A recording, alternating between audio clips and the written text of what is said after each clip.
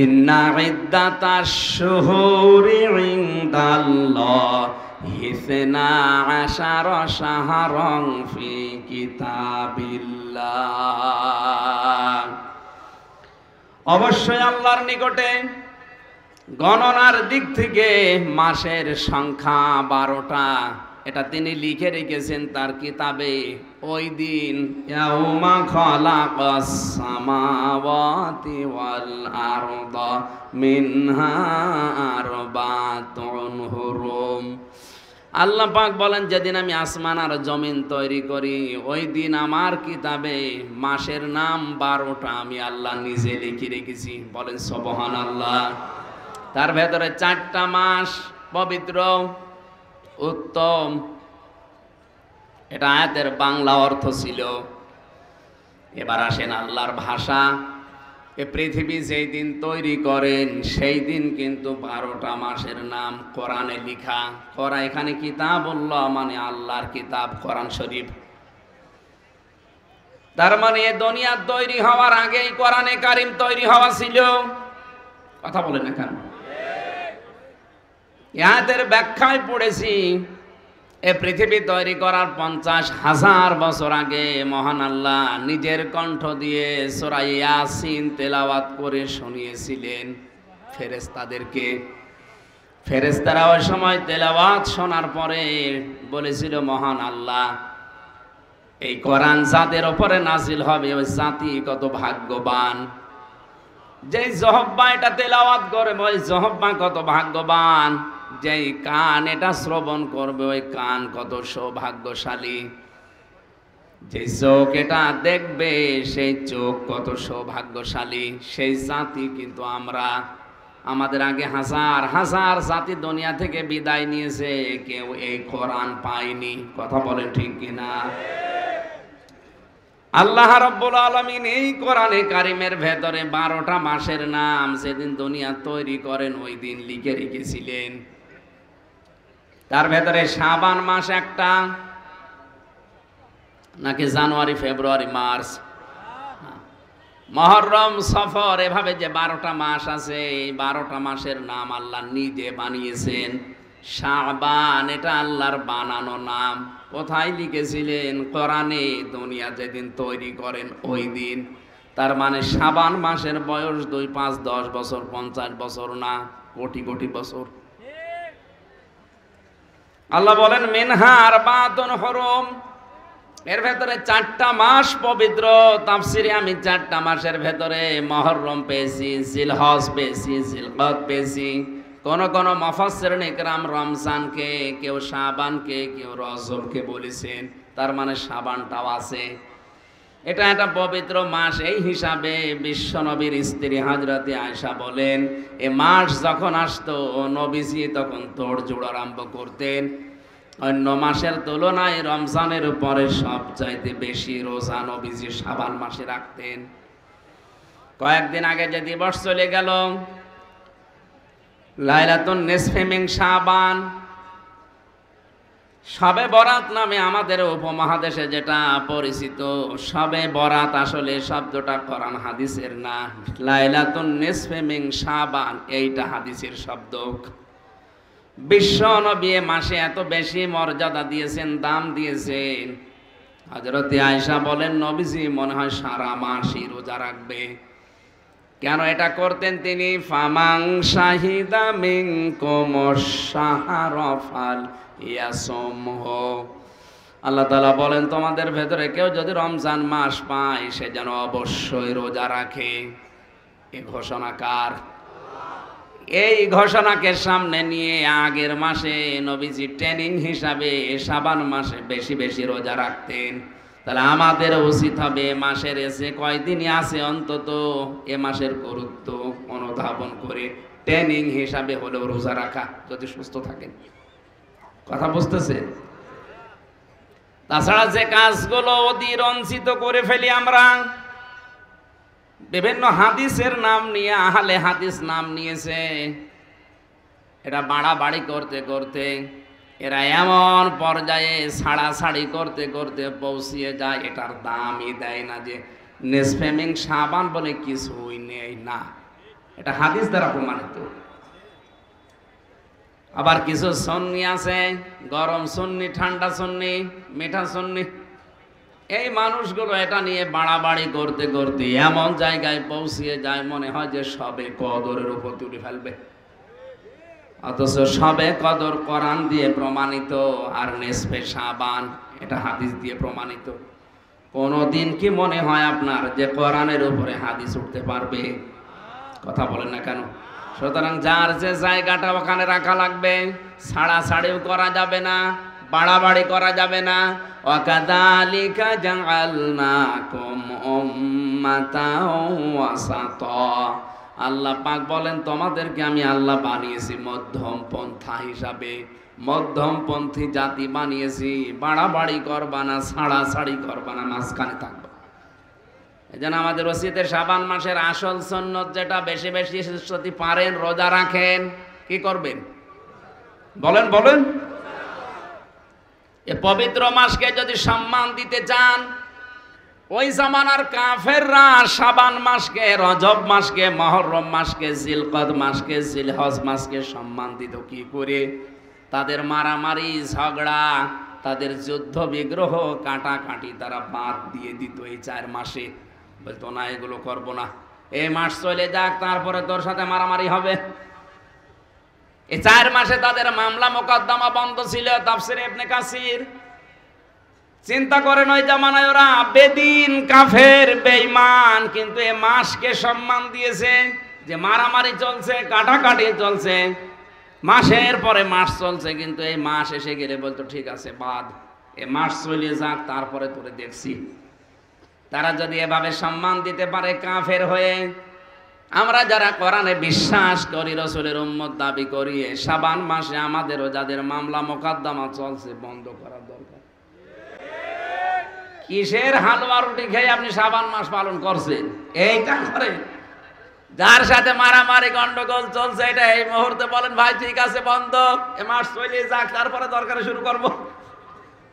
এক কথা বলছেন?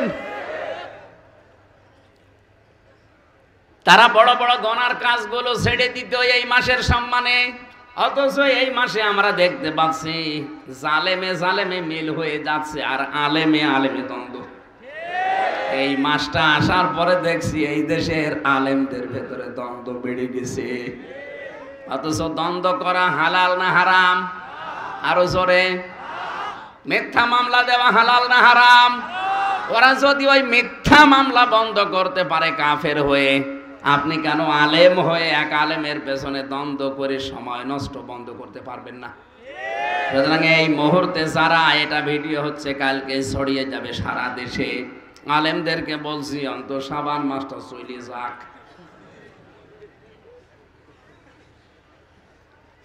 আপনি গন্ডগোল করবেন, মারামারি করবেন, ফতোয়াবাজি করেন, এর পেছনে ওর পেছনে বাঁশ দেবেন, দেন, তবে সেই পবিত্র মাসটা অন্তত চলে যাক।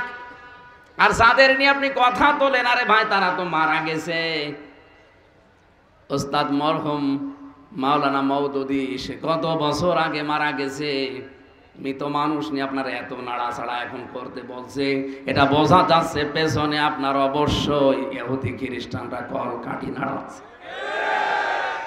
কাফেররা যদি এ মাসকে সম্মান দিয়ে তাদের কবিরা গুনাহ যেগুলো, ওগুলো বন্ধ করে দেয়, তে দ্বন্দ্ব তৈরি করা, এ মত পার্থক্য তৈরি করে দল পার্থক্য করা, এটা তো হারাম, এ কবিরা গুনাহ। বলেন, এই কবিরা গুনাহ এখনো যারা চালু রেখেছেন, আপনি কোন ধরনের আলেম আমার তো বুঝে আসছে।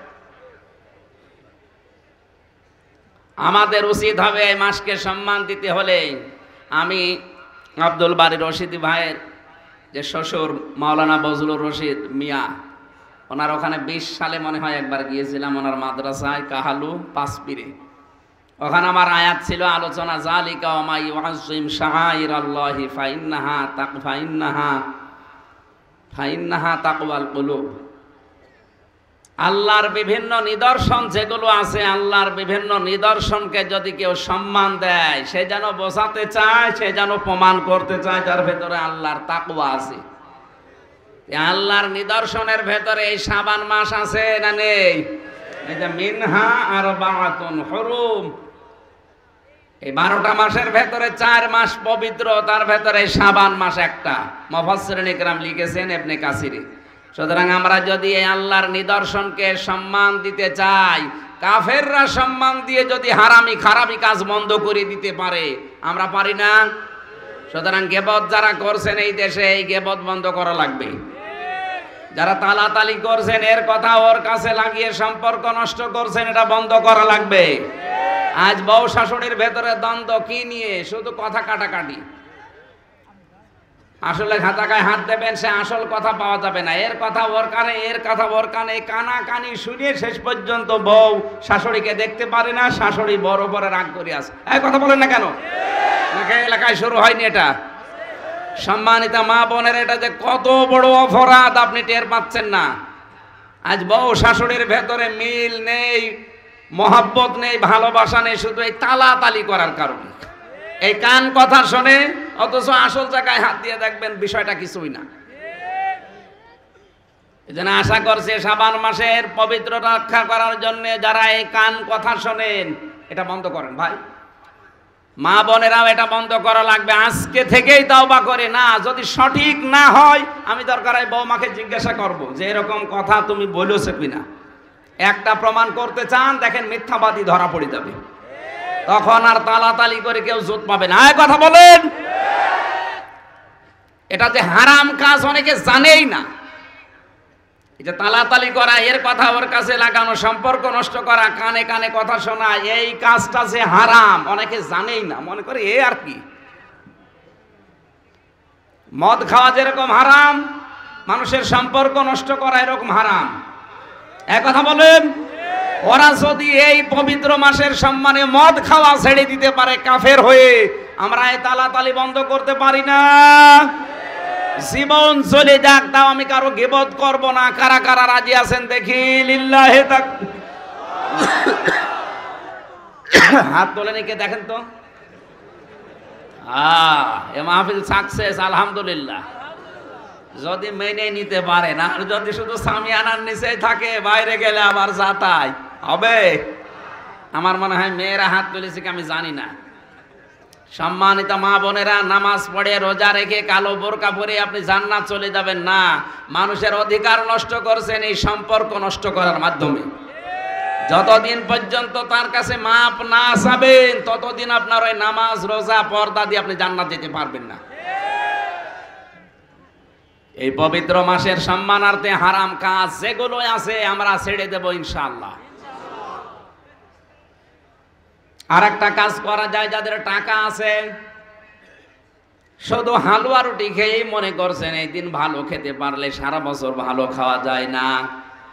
বাস্তবতা হচ্ছে কুনতুম খায়রা উম্মাতিন উখরিজাত লিন-নাস ইলা আখিরি আয়াত। সূরা আলে ইমরানের 110 নম্বর আয়াতে আছে, তোমাদেরকে আমি শ্রেষ্ঠ জাতি হিসাবে দুনিয়ায় বের করেছি। তোমাদের শ্রেষ্ঠত্বের কারণ জানো? তোমরা মানুষের উপকার করবা। মানুষ হয়ে যদি কেউ মানুষের উপকার না করে, ওকে মানুষ বলা যায় না। সুতরাং এই শাবান মাসে চলে যাচ্ছে, আর কয়টা দিন আছে? মাত্র 8-9 দিন আছে। দেখতে দেখতে মাসটা চলে যাচ্ছে। আপনি কি করলেন এই পবিত্র মাসে? একে সম্মান দেওয়ার জন্য যদি টাকা পয়সার মালিক হয়ে থাকেন, আশা করব 10টা মানুষের কর্মসংস্থান তৈরি করবেন। কথা বুঝতেছেন? আপনাকে আমি দান করতে বলছি না। এই মাসে টাকা যদি ব্যাংকে ছাতা পড়ে যাচ্ছে আপনার, কোটি কোটি টাকা, আপনি হিসাবও রাখেন না, অন্তত টাকা যাদের পড়ে আছে টাকাগুলো তোলেন।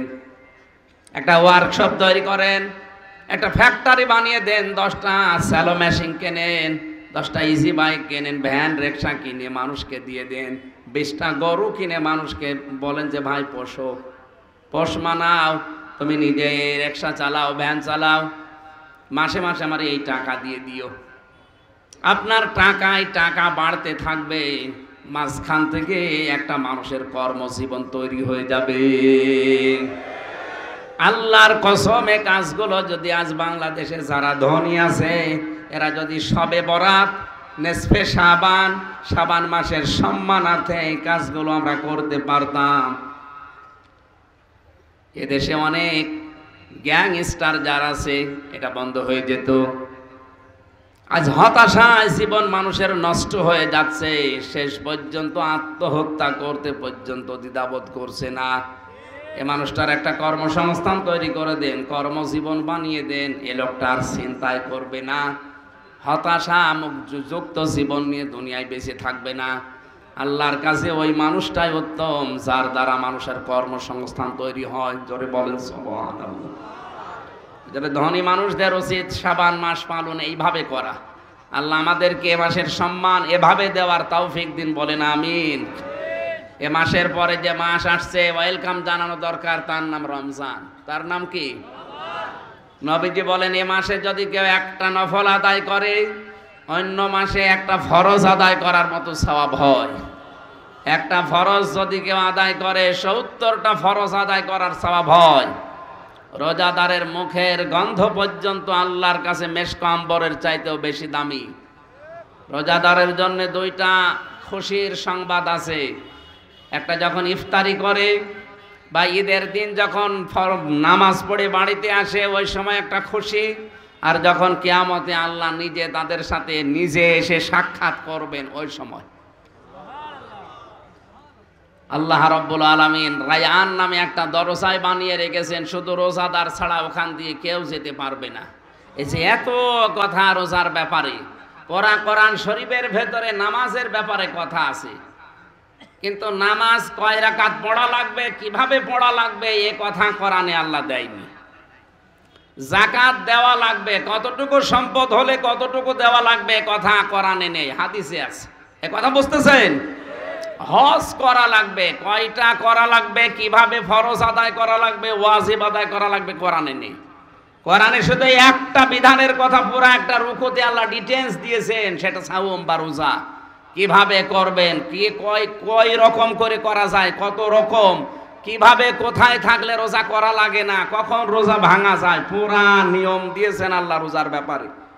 তাহলে বোঝা যাচ্ছে এই বিষয়টা আল্লাহর কাছে অনেক দামি।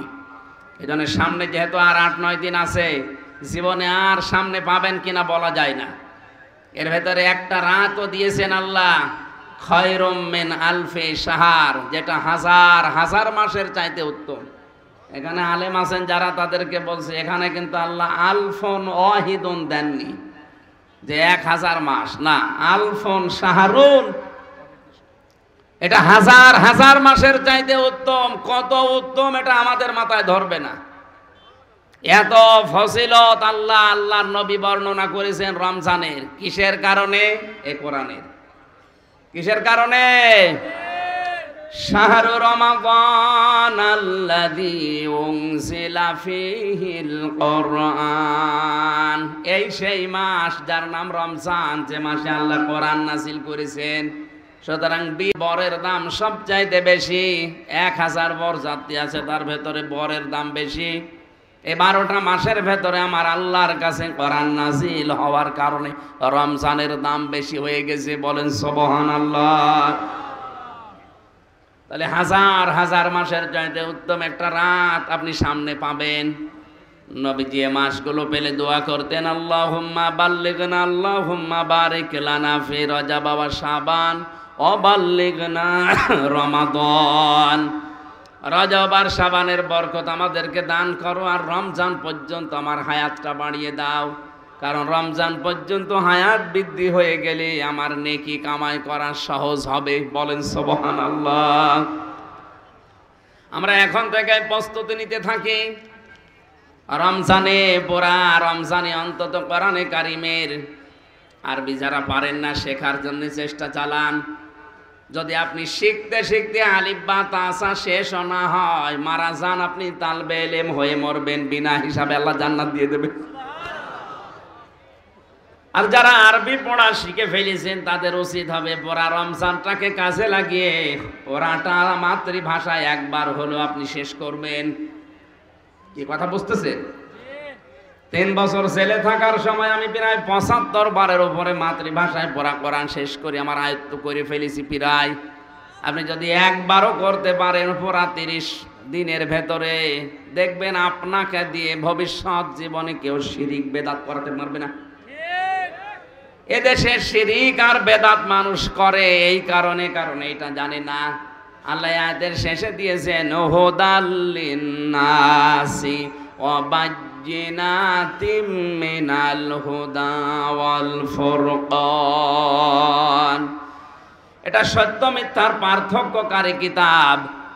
সুতরাং কোনটা সত্য, কোনটা মিথ্যা, কোনটা বেদাত, কোনটা ঈমান, আপনি এটা যদি মাতৃভাষায় জানেন, পড়তে পারবেন, বুঝতে পারবেন, আপনাকে দিয়ে কেউ আর শিরিক বেদাত করাতে পারবে না। সৌদি আরবে অন্যান্য গুনাহ আছে আমি জানি, আমি নিজেও ছিলাম, কিন্তু ওখানে প্রকাশ্য শিরিক আর বেদাত নেই। খোদ যারা সৌদি আরব ওরা অন্যান্য গুনাহ করে, আমিও মেনে নিলাম ওরা করে, কিন্তু শিরিক আর বেদাত এই গুনাহটা ওরা যারা ওই দেশের বাসিন্দা করে না।